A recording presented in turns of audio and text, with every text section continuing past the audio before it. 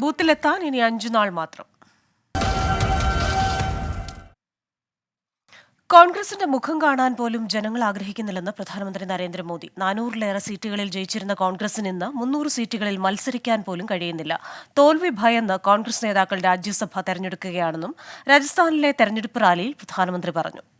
जिस पार्टी ने कभी 400 सांसद जीते थे उनके, आज वो 300 सीट पे चुनाव नहीं लड़ पा रहे हैं. आज कांग्रेस की हालत ये है, उनको उम्मीदवार नहीं मिल रहे हैं. इन्होंने अवसरवादी इंडी अलायंस बना लिया है. उसकी पतंग उड़ने से पहले ही कट गई है.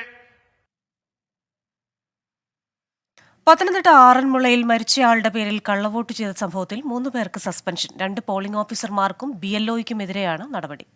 വിശദാംശങ്ങളുമായി പത്തനംതിട്ടയിൽ നിന്ന് ശ്രീജിത്ത് ശ്രീകുമാരൻ ചേരുകയാണ്. ശ്രീജിത്തെ, ഈ നടപടിയുടെ വിശദാംശങ്ങൾ. അതുപോലെ തന്നെ പോളിംഗ് ഓഫീസർമാരായ കല എസ് തോമസ് അടക്കമുള്ള 3 പേർക്കെതിരായിട്ടാണ് ഇപ്പോൾ സസ്പെൻഷൻ നടപടിയിലേക്ക് പോയിരിക്കുന്നത്. കഴിഞ്ഞ ദിവസമാണ് ഇത്തരത്തിൽ മെഴുവേലിയിലെ 142-ാം ബൂത്തിൽ ഇത്തരത്തിൽ കള്ളവോട്ട് എന്ന ആക്ഷേപം ഉയർന്നത്. ഒരു മരിച്ച അന്നമ്മ എന്ന ആളുടെ പേര് കൃത്യമായ രീതിയിൽ ആ വോട്ടർ പട്ടികയിൽ ഉണ്ടായിരുന്നു. 6 വർഷം മുൻപ് മരിച്ച അന്നമ്മയുടെ പേര് വോട്ടർ പട്ടികയിൽ നിന്ന് നീക്കം ചെയ്തിട്ടുണ്ടായിരുന്നില്ല. ഈ വോട്ടർ പട്ടികയിൽ ഇതേ ക്രമനമ്പർ അനുസരിച്ച് അപേക്ഷ നൽകുകയും അതിനനുസരിച്ച് അവിടെ ചെന്ന് കഴിഞ്ഞ ദിവസം വോട്ട് രേഖപ്പെടുത്തുകയുമായിരുന്നു. ഈ അന്നമ്മയുടെ വോട്ട് ചെയ്താകട്ടെ മരുമകളായ അന്നമ്മയായിരുന്നു വോട്ട് രേഖപ്പെടുത്തിയത്. എന്തായാലും ഈ അന്നമ്മയും കിടപ്പ് രോഗിയാണെന്നൊരു വാദമാണ് BLO അടക്കമുള്ള ആളുകൾ ഉന്നയിച്ചുകൊണ്ടിരുന്നത്. പക്ഷേ പരാതിക്കാരായ LDF പാലിയേറ്റീവ് കെയർ ലിസ്റ്റിലടക്കം അവരുടെ പേരുകളില്ല എന്ന് കൃത്യമായി വാദിക്കുകയായിരുന്നു. എന്തായാലും 74 വയസ്സാണ് ഈ വോട്ട് ചെയ്ത അന്നമ്മയ്ക്ക് പ്രായം. അവർ ഇക്കാര്യം പൂർണ്ണമായി നിഷേധിക്കണം. തനിക്ക് ഇക്കാര്യത്തെക്കുറിച്ച് അറിയില്ല എന്നാണ് ആ വയോധിക പറയുന്നത്. എന്തായാലും BLOയുടെയും അതുപോലെ തന്നെ പോളിംഗ് ഓഫീസർമാരുടെയും മൊഴിയടക്കം രേഖപ്പെടുത്തിയ ശേഷമാണ് ജില്ലാ കളക്ടർ ഇത്തരത്തിൽ നടപടി സ്വീകരിച്ചിരിക്കുന്നത്. തുടർ നടപടികൾ ഉണ്ടാകും. തെരഞ്ഞെടുപ്പ് കമ്മീഷന് വിശദമായ റിപ്പോർട്ട് നൽകുമെന്നാണ് അറിയിച്ചിട്ടുള്ളത്. 24 ആണ് ഈ വാർത്ത ആദ്യം പുറത്തുവിട്ടത്. പരാതിക്കാർ ഈ നടപടി കൊണ്ട് അവരിതിൽ സംതൃപ്തരാണോ? പരാതിക്കാർ ഈ നടപടി കൊണ്ട് സംതൃപ്തരല്ല. ഈ വോട്ടടക്കം റദ്ദാക്കണമെന്നൊരു ആവശ്യം അവർ ഉന്നയിക്കുന്നുണ്ട്. അത് തെരഞ്ഞെടുപ്പ് കമ്മീഷൻ അന്തിമമായ കാര്യത്തിൽ തീരുമാനമെടുക്കുമെന്നാണ് ജില്ലാ കളക്ടർ അറിയിച്ചിട്ടുള്ളത്. എന്തായാലും ഈ ഒരു നടപടിക്കപ്പുറത്തേക്ക് ഇവർക്കെതിരെ കർശനമായ നടപടി, ക്രിമിനൽ കേസടക്കം വേണമെന്ന ഒരാവശ്യം ഇതിനകം തന്നെ അവർ ഉന്നയിച്ചു കഴിഞ്ഞു. എന്തായാലും ഈ നടപടിക്ക് ശേഷം ഇക്കാര്യത്തിൽ ഒരു ക്രിമിനൽ കേസടക്കമുള്ള നടപടികളിലേക്ക് കടക്കുമെന്ന് തന്നെയാണ് ഈ ഒരു ഘട്ടത്തിൽ അവരും പറയുന്ന ഒരു പരാതിയുമായി അവരും മുന്നോട്ട് പോകുമെന്നാണ് അറിയിച്ചിട്ടുള്ളത്. എന്നാലും തെരഞ്ഞെടുപ്പ് കമ്മീഷന്റെ റിപ്പോർട്ട് ലഭിച്ചതിന് ശേഷം മറ്റു തുടർ നടപടികളിലേക്ക് കടക്കാമെന്നാണ് ഇപ്പോൾ ഈ ഒരു ഘട്ടത്തിൽ ജില്ലാ കളക്ടറും ജില്ലാ ഭരണകൂടവും അറിയിക്കുന്നത്. ക്രിസ്റ്റീന. ശരി, പത്തനംതിട്ടയിൽ നിന്ന് വിശദാംശങ്ങൾ നൽകിയത് ശ്രീജിത്ത് ശ്രീകുമാരനാണ്. തൃശൂർ പൂരത്തിന് ആചാരങ്ങൾ അറിയാത്ത പോലീസുകാർ ഡ്യൂട്ടിക്കെത്തുന്നതാണ് പ്രശ്നങ്ങൾക്ക് കാരണമെന്ന് തൃശൂരിലെ LDF സ്ഥാനാർത്ഥി VS സുനിൽകുമാർ. വരും കാലങ്ങളിൽ അനുഭവ സമ്പത്തുള്ള ഉദ്യോഗസ്ഥരെ ചുമതലപ്പെടുത്തും. പൂരത്തിനെതിരെ പ്രത്യേക NGOകളുടെ നേതൃത്വത്തിൽ ലോബി പ്രവർത്തിക്കുന്നുണ്ടെന്നും VS സുനിൽകുമാർ ആരോപിച്ചു. പൂരം നടത്തിപ്പിന്റെ കമ്മിറ്റിക്കാരും പോലീസും ഉൾപ്പെടെയുള്ള ആളുകൾ അതില് 2 കൂട്ടർ സംഘടകരാണ് എന്ന നിലയിലേക്ക് കാര്യങ്ങൾ കൊണ്ടുപോകുക എന്നുള്ളതാണ് അതിന്റെ സ്മൂത്ത് റണ്ണിംഗ് എന്നത്. അങ്ങനെയുള്ള ഉദ്യോഗസ്ഥന്മാരുള്ളപ്പോൾ ഒരു പ്രശ്നം കൂടി ഉണ്ടായിട്ടില്ല. ചില ആളുകൾ വരുമ്പോൾ എന്താ വെച്ചിട്ടുണ്ടെങ്കിൽ അവർക്ക് അവരുടെ കാര്യങ്ങളും അതുപോലെ നടത്തണമെന്ന് വിചാരിച്ചപ്പോൾ അത് ചെയ്യുമ്പോണ്ടാവുന്ന ബുദ്ധിമുട്ടുകളാണ്. അത് ഒഴിവാക്കാൻ വേണ്ടി ഇപ്പോൾ നമ്മൾ ചെയ്യാറുള്ളത് എക്സ്പീരിയൻസ്ഡ് ആയിട്ടുള്ള ഉദ്യോഗസ്ഥന്മാരെ പോലീസ് വയ്ക്കാറുണ്ട്. ഇതാണ് കോഡ് ഓഫ് കോണ്ടക്ട് കൊണ്ട് ഇവിടെ തൃശ്ശൂരിലെ പല ഉദ്യോഗസ്ഥന്മാരും വേറെ എന്താണ്.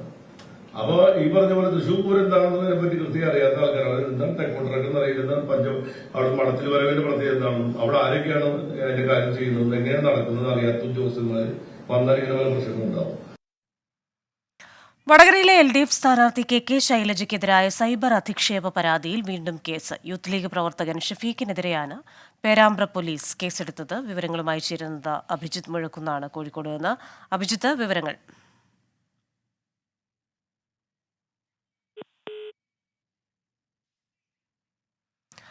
വടകരയിലെ LDF സ്ഥാനാർത്ഥി KK ശൈലജയ്ക്കെതിരായ സൈബർ അധിക്ഷേപ പരാതിയിൽ വീണ്ടും കേസെടുത്തു. യൂത്ത് ലീഗ് പ്രവർത്തകൻ ഷഫീഖിനെതിരെയാണ് പേരാമ്പ്ര പോലീസ് കേസെടുത്തിരിക്കുന്നത്. മുൻപും ഈ കേസിൽ നടപടി ഉണ്ടായിരുന്നു. വീണ്ടും ഇപ്പോൾ കേസെടുത്തിരിക്കുകയാണ് പേരാമ്പ്ര പോലീസ്. വിശദാംശങ്ങൾ നൽകുന്നത് അഭിജിത്ത് മുഴക്കുന്നാണ് കോഴിക്കോട് നിന്ന്. അഭിജിത്ത്, വിശദാംശങ്ങൾ. ക്രിസ്റ്റീന, വടകരയിലെ സൈബർ അധിക്ഷേപ പരാതികളിൽ പോലീസ് നടപടി തുടരുകയാണ്. ഏറ്റവും ഒടുവിൽ ഒരു യൂത്ത് ലീഗ് പ്രവർത്തകനെതിരെയാണ് പേരാമ്പ്ര പോലീസ് കേസെടുത്തിരിക്കുന്നത്. ഇത് LDF പ്രവർത്തകർ നൽകിയ പരാതിയിലാണ് ഈ കേസിലേക്ക് പേരാമ്പ്ര പോലീസ് കടന്നിരിക്കുന്നത്. അതായത് വടകരയിലെ LDF സ്ഥാനാർത്ഥി KK ശൈലജയെ ഫേസ്ബുക്കിൽ അശ്ലീല പരാമർശങ്ങൾ ഉപയോഗിച്ച് അപകീർത്തിപ്പെടുത്തി എന്നുള്ളതായിരുന്നു പരാതി.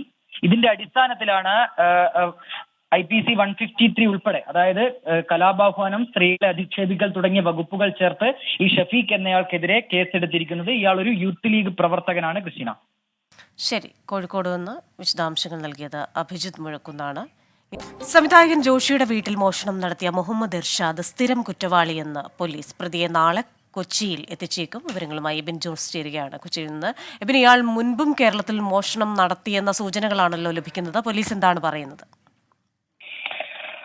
കൃഷ്ണ, ഇയാൾ മുൻപും കേരളത്തിലെത്തി മോഷണങ്ങൾ നടത്തിയിട്ടുണ്ട് എന്നുള്ള സൂചനകളാണ് പോലീസിന്റെ ഭാഗത്തു നിന്ന് ലഭിക്കുന്നത്. അതായത് കവടിയാറിൽ ഒരു ജ്വല്ലറി ഉടമയുടെ വീട്ടിൽ മോഷണം നടത്തിയ സംഭവത്തിലും ഇയാൾ നേരത്തെ അറസ്റ്റിലായിരുന്നു. അന്ന് ഗോവ പോലീസാണ് ഇയാളെ അറസ്റ്റ് ചെയ്തത്. കോവിഡ് സമയമായതിനാൽ കേരളത്തിലേക്ക് ഇയാളെ കൈമാറിയില്ലായിരുന്നു. ഈ കേസിൽ ജാമ്യത്തിൽ ഇറങ്ങിയതിനു ശേഷമാണ് ഇയാൾ വീണ്ടും മോഷണം നടത്താൻ കേരളത്തിലെത്തിയതെന്നാണ് ലഭിക്കുന്ന സൂചനകൾ. ജോഷിയുടെ വീട്ടിൽ മോഷണം നടത്തിയ ശേഷം ഇയാൾ കാറിൽ കർണാടകത്തിലേക്ക് കടന്നു കളയുകയായിരുന്നു. കർണാടകത്തിൽ വെച്ചാണ് എറണാകുളം സൗത്ത് പോലീസ് ഇയാളെ അറസ്റ്റ് ചെയ്തത്.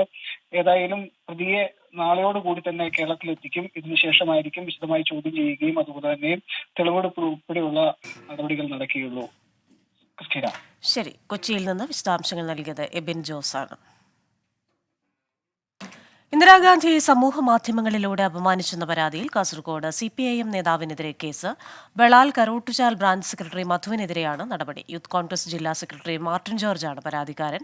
വിവരങ്ങളുമായി കാസർഗോഡ് നിന്ന് അരുൺ പാറയ്ക്കൽ ചേരുകയാണ്. അരുൺ, വിശദാംശങ്ങൾ.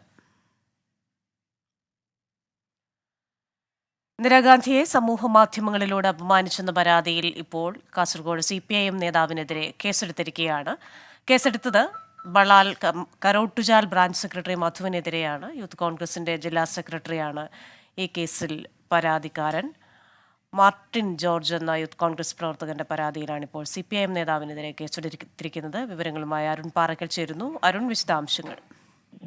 ക്രിസ്റ്റീന, യൂത്ത് കോൺഗ്രസ് കാസർഗോഡ് ജില്ലാ സെക്രട്ടറി മാർട്ടിൻ ജോർജിന്റെ പരാതിയുടെ അടിസ്ഥാനത്തിലാണ് ഇപ്പോൾ വെള്ളരിക്കുണ്ട് പോലീസ് കേസെടുത്തിരിക്കുന്നത്. മുൻ പ്രധാനമന്ത്രി ഇന്ദിരാഗാന്ധിയെ സമൂഹ മാധ്യമങ്ങളിലൂടെ അപമാനിച്ചു എന്നാണ് CPIM കരോട്ട്ചാൽ ബ്രാഞ്ച് സെക്രട്ടറിക്കെതിരെയുള്ള കേസ്. ബ്രാഞ്ച് സെക്രട്ടറി മധുവിനെതിരെയാണ് ഇപ്പോൾ കേസെടുത്തിരിക്കുന്നത്. മുൻ ലോക്കൽ കമ്മിറ്റി അംഗം കൂടിയാണ് ഇദ്ദേഹം ഫേസ്ബുക്കിലൂടെ മുൻ പ്രധാനമന്ത്രി ഇന്ദിരാഗാന്ധിയെ അപമാനിച്ചുകൊണ്ട് പോസ്റ്റ് ചെയ്യുകയായിരുന്നു. ഈ തെരഞ്ഞെടുപ്പുമായി ബന്ധപ്പെട്ടുള്ള ചർച്ചകൾക്ക് ഇന്ദിരാഗാന്ധിയുടെ മുഖം മോർഫ് ചെയ്ത്, അതായത് ഹാസ്യ കഥാപാത്രങ്ങളിൽ മോർഫ് ചെയ്ത് ഉപയോഗിച്ചു എന്നത് ഉൾപ്പെടെയുള്ള കാര്യങ്ങളാണ് പരാതിയിലുള്ളത്. ഏതായാലും സമൂഹത്തിൽ ഭിന്നിപ്പുണ്ടാക്കുക, സംഘർഷത്തിന് വഴിയൊരുക്കുക തുടങ്ങിയ വകുപ്പുകൾ ചുമത്തിയാണ് ഇപ്പോൾ പോലീസ് കേസെടുത്തിരിക്കുന്നത്. ക്രിസ്റ്റീന. കാസർഗോഡ് നിന്ന് വിവരങ്ങൾ നൽകുകയായിരുന്നു അരുൺ പാറയ്ക്കൽ. കൊടുങ്ങല്ലൂരിൽ വാഹനാപകടത്തിൽ വ്യവസായി മരിച്ചു. രമേശ് നാടാറാണ് മരിച്ചത്. വിവരങ്ങളുമായി കൊച്ചിയിൽ നിന്ന് അശ്വിൻ പാലാഴി ചേരും. അശ്വിൻ, എപ്പോഴായിരുന്നു ഈ അപകടം? വിശദാംശങ്ങൾ. ക്രിസ്റ്റീന, ഇന്നലെ രാത്രി 11:30 അപകടം ഉണ്ടാകുന്നത്. പടാക്കുളം ശാന്തി ആശുപത്രിക്ക് സമീപമാണ് ഈ ഇരുചക്ര വാഹനം അപകടത്തിൽപ്പെട്ടത്. കൊടുങ്ങല്ലൂർ ശൃംഗപുരം സ്വദേശിയായ രമേശ് നാടാറാണ് മരിച്ചത്. ഇദ്ദേഹം ശൃംഗപുരത്ത് തന്നെ ഒരു ഉഴുന്നു കയറ്റുമതി കമ്പനി നടത്തുകയാണ്. ഓഫീസിൽ നിന്നും വീട്ടിലേക്ക് മടങ്ങും വഴിയാണ് അപകടമെന്നാണ് മനസ്സിലാക്കുന്നത്. പക്ഷെ എന്താണ് ഈ ഇരുചക്ര വാഹനം അപകടത്തിൽപ്പെടാൻ കാരണമെന്നുള്ള കാര്യത്തിൽ ധാരണയായിട്ടില്ല. പോലീസ് ഇതിൽ വിശദമായ അന്വേഷണം നടത്തുന്നുണ്ട്. റോഡിൽ പരിക്കേറ്റ് കിടന്നിരുന്ന രമേശിനെ നാട്ടുകാർ ചേർന്നാണ് ആശുപത്രിയിൽ എത്തിച്ചത്. പക്ഷെ അപ്പോഴേക്കും മരണം സംഭവിച്ചിരുന്നു. ശരി, കൊടുങ്ങല്ലൂരിലെ വാഹനാപകടത്തിന് വിശദാംശങ്ങൾ നൽകിയത് അശ്വിൻ പാലാഴിയാണ്. സംസ്ഥാനത്ത് വേനൽ മഴ തുടരാൻ സാധ്യത. മലയോര മേഖലയിൽ ഇടിമിന്നലോടുകൂടിയ വേനൽ മഴയ്ക്ക് സാധ്യത. വ്യാഴാഴ്ച വരെ കൊല്ലം, തൃശൂർ ജില്ലകളിൽ ഉയർന്ന താപനില 39 ഡിഗ്രി സെൽഷ്യസ് രേഖപ്പെടുത്തിയേക്കും.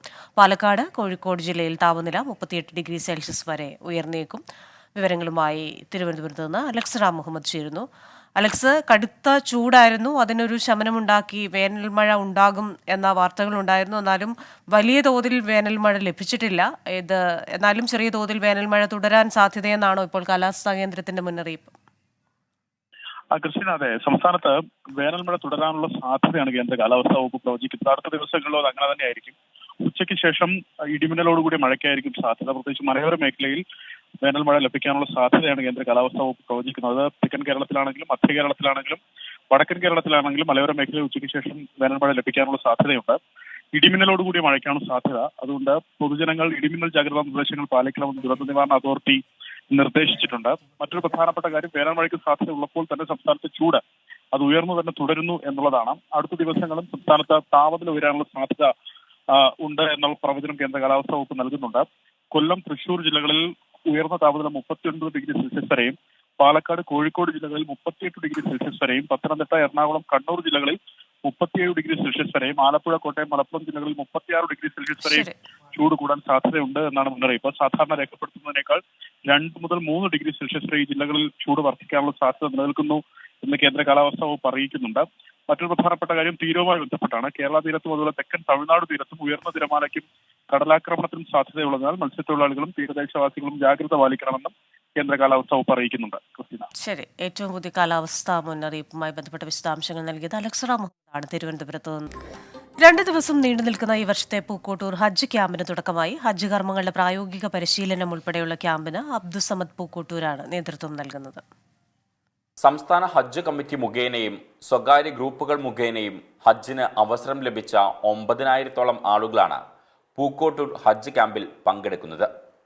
2 ദിവസം നീളുന്ന ക്യാമ്പ് പാണക്കാട് സാദിഖ് അലി ശിഹാബ് തങ്ങൾ ഉദ്ഘാടനം ചെയ്തു. തീർത്ഥാടകർക്കായി വിപുലമായ സൗകര്യങ്ങളാണ് ക്യാമ്പിൽ ഏർപ്പെടുത്തിയിട്ടുള്ളത്. കഅബയുടെ മാതൃകയും ഡിജിറ്റൽ സംവിധാനങ്ങളും അടക്കം ഉൾപ്പെടുത്തിയാണ് ഹജ്ജ് കർമ്മങ്ങളുടെ പരിശീലന ക്ലാസുകൾ നൽകുന്നത്. അവിടുത്തെ എല്ലാ ഭൂമികളും വളരെ വിശുദ്ധമായ ഭൂമികളാണ്. ആ ഭൂമികളുള്ള ഒരു അള്ളാഹുവിൻ്റെ ദീനിൻ്റെ ശിയാറുകളായതുകൊണ്ട് ആ ഭൂമികളെ നമ്മൾ ബഹുമാനിക്കണം. അത് ദീനിൻ്റെ അടിസ്ഥാനപരമായ ഒരു കാര്യമാണ്.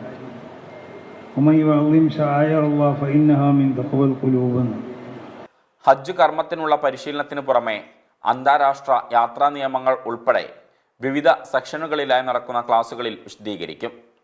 സംശയ നിവാരണത്തിനായി പരിചയസമ്പന്നരായ വളണ്ടിയർമാരുടെ സേവനവും ക്യാമ്പിൽ ലഭ്യമാണ്. മെഡിക്കൽ സംഘത്തിന്റെ സേവനവും ഇവിടെയുണ്ട്. 24 മലപ്പുറം. പത്തനംതിട്ടയിലെ LDF സ്ഥാനാർത്ഥി തോമസ് ഐസക്കിനെതിരെ വീണ്ടും തെരഞ്ഞെടുപ്പ് പെരുമാറ്റച്ചട്ട ലംഘന പരാതിയുമായി UDF. കുടുംബശ്രീ അടക്കമുള്ള സർക്കാർ സംവിധാനങ്ങളെ ദുരുപയോഗപ്പെടുത്തുന്നുവെന്നാണ് പരാതി.